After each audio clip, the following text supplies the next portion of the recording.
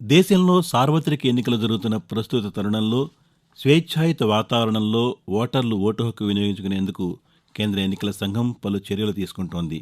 ఈ చర్యల్లో భాగంగా ఎన్నికలకు సంబంధించిన అన్ని అంశాల పట్ల ప్రజలకు అవగాహన కల్పించేందుకు 6 రకాల యాప్లను ప్రజలకు అందుబాటులోకి తీసుకువచ్చింది.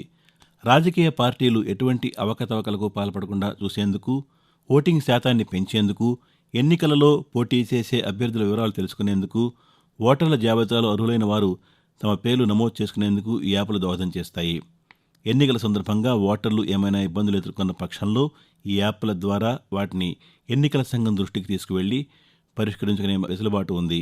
ఓటర్లు, అభ్యర్థుల సౌలభ్యం కోసం C-whistle app, KYC app, Saksham ECI app, Suvidha candidate app, voter helpline app, voter turnout app అన్న 6 యాప్లను ఎన్నికల సంఘం సమర్థంగా అమలు చేస్తోంది.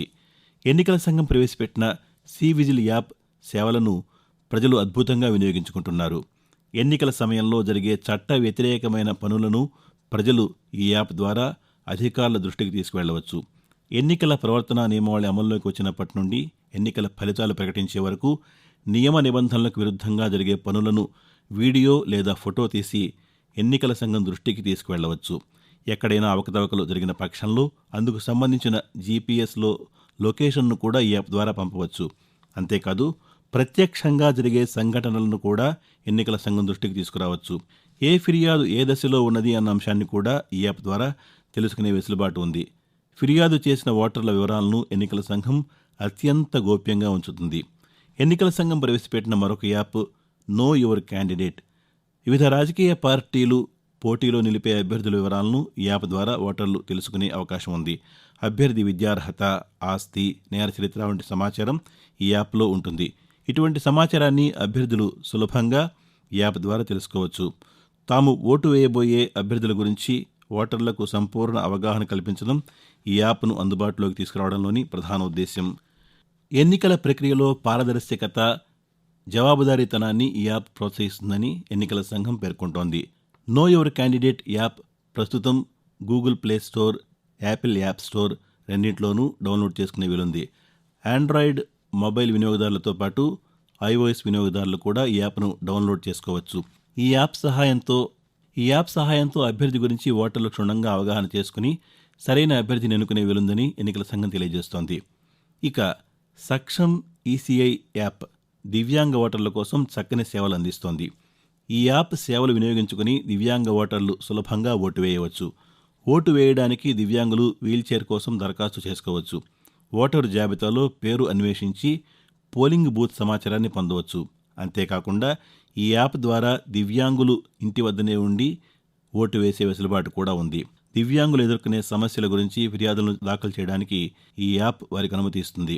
ఎన్నికల సంఘం ప్రవేశపెట్టిన ఎంతో కీలకమైన యాప్ సువిధ క్యాండిడేట్ యాప్ ఎన్నికల ప్రచారంలో భాగంగా చేపట్టే ర్యాలీలు, సమావేశాలు, ప్రదర్శనలు, వాహనాలు, హోర్డింగ్లు వంటి వాటి వినియోగానికి, పార్టీల కార్యాలయాల ప్రారంభం, ఇంటింటికి తిరిగి ప్రచారం చేయడం వంటి కార్యక్రమాలకు సువిధ క్యాండిడేట్ యాప్ ద్వారానే అనుమతులు పొందవలసి ఉంటుంది.